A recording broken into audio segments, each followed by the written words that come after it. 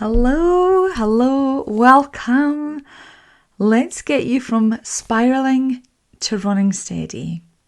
I want to first acknowledge the bravery you've demonstrated by showing up here today, whether live in the room, hello, or listening to this recording.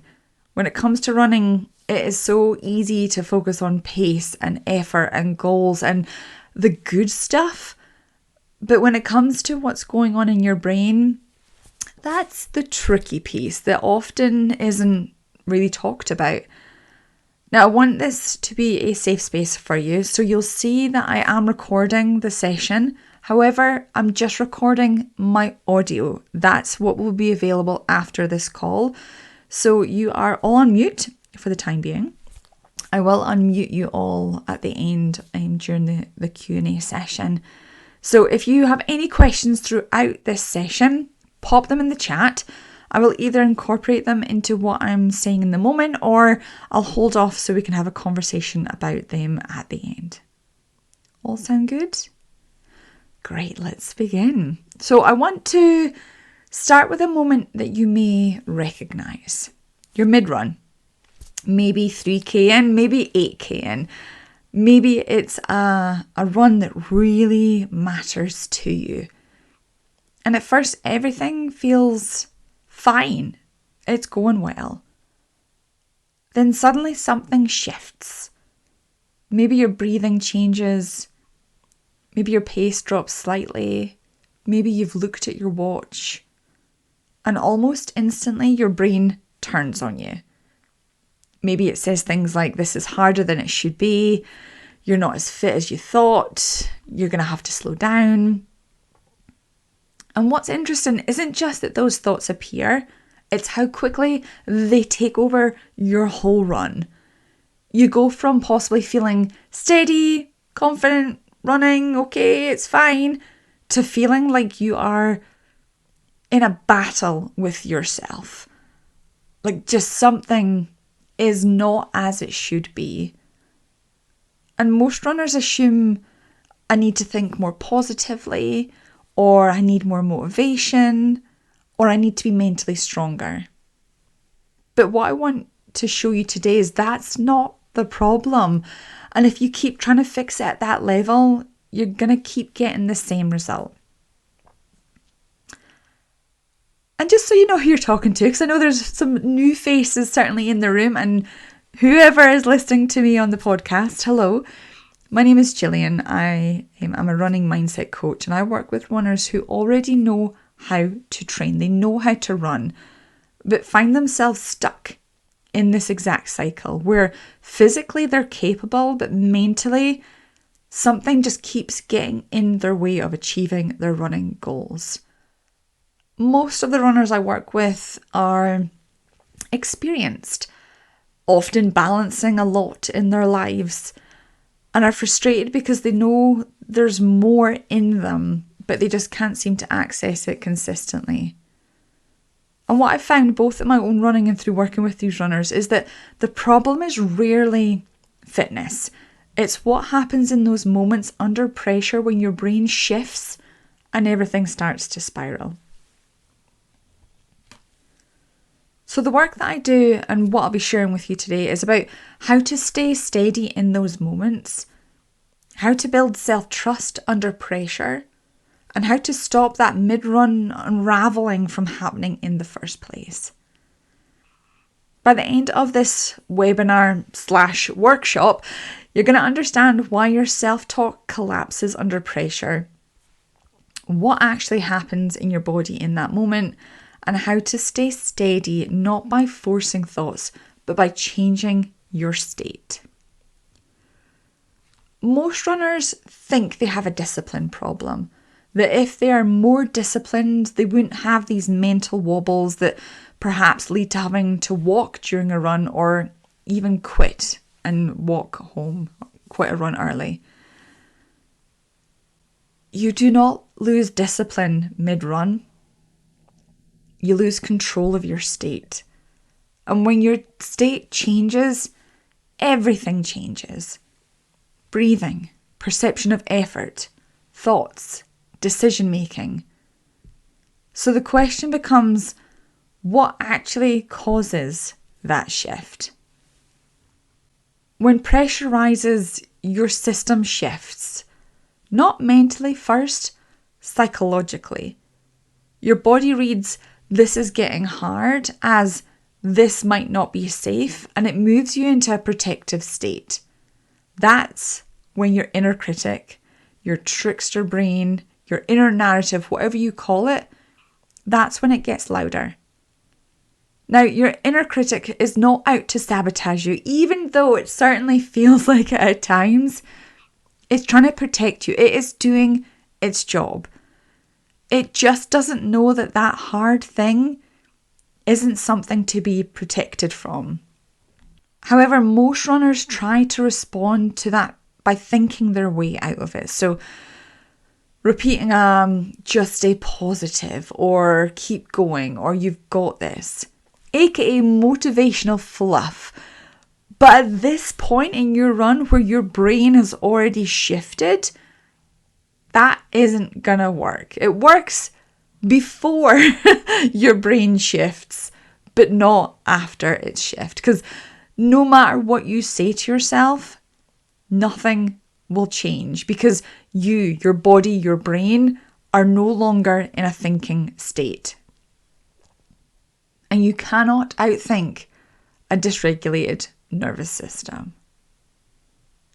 So let's talk about the nervous system and how it equals mental toughness. When your nervous system shifts, you move into one of three patterns. Fight, which is you pushing harder, tensing up, going into over effort. Flight, maybe slow down, avoid discomfort, back off. Or freeze, it's when you get heavy, you feel stuck, flat, disconnected. And most runners bounce between these without even realising. So what we call losing mental strength is actually a change in nervous system state. Is this landing? Yep. Head nods. Yep. You can recognise whether you are more dominant in fight, flight or freeze. Yep. Combination of them all. So let me reframe mental toughness for you. Because mental toughness is not pushing harder or overriding thoughts. It's the ability to regulate yourself while under pressure. That is the skill. As I said at the beginning of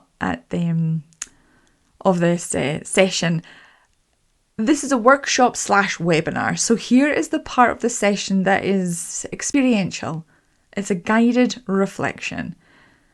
I want you to think about a recent run where things started to unravel, started to spiral for you. Once you have identified that run, give me a thumbs up. Yep, everyone. Great. I want you to reflect on these 3 prompts. That was a weird way to say prompts. 3 prompts. I'll paste them into the chat for you. But they are, when did how you feel on that run shift? Like, are you able to identify at what point on your run that state shifted? What did you experience in your body? And what did your inner critic say? Feel free to write down your answers. I'm going to give you a minute to reflect. Do not go into judgment. Use this time to be curious and gather data only.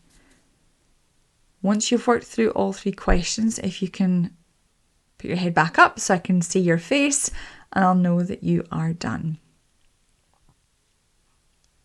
For those on the podcast listening to this audio, feel free to pause me now and take as long as you need to reflect on those 3 prompts. So it was, when did how you feel on that run shift? What did you experience in your body? And what did your inner critic say?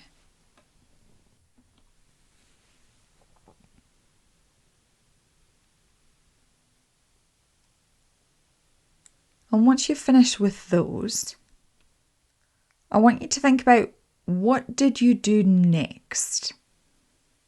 When the spiral happened, when the unraveling happened, what did you do? Did you push through? Did you slow down? What were your thoughts? What was that mental spiral? What was the worst case scenario you went to in your head? Again, judgment free.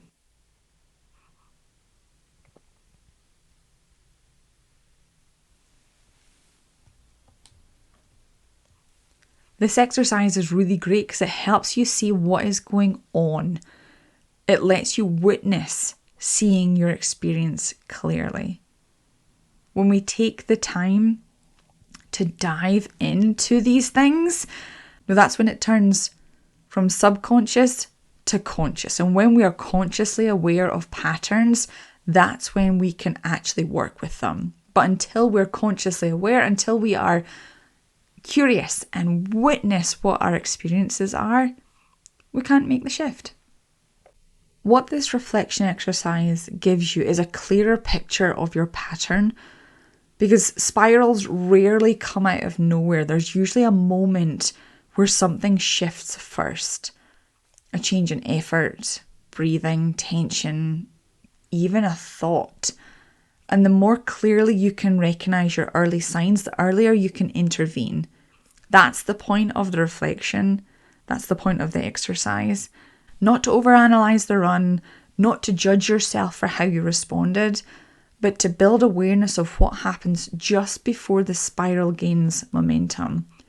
Because once you can spot the shift, you have a chance to stay with yourself in that moment.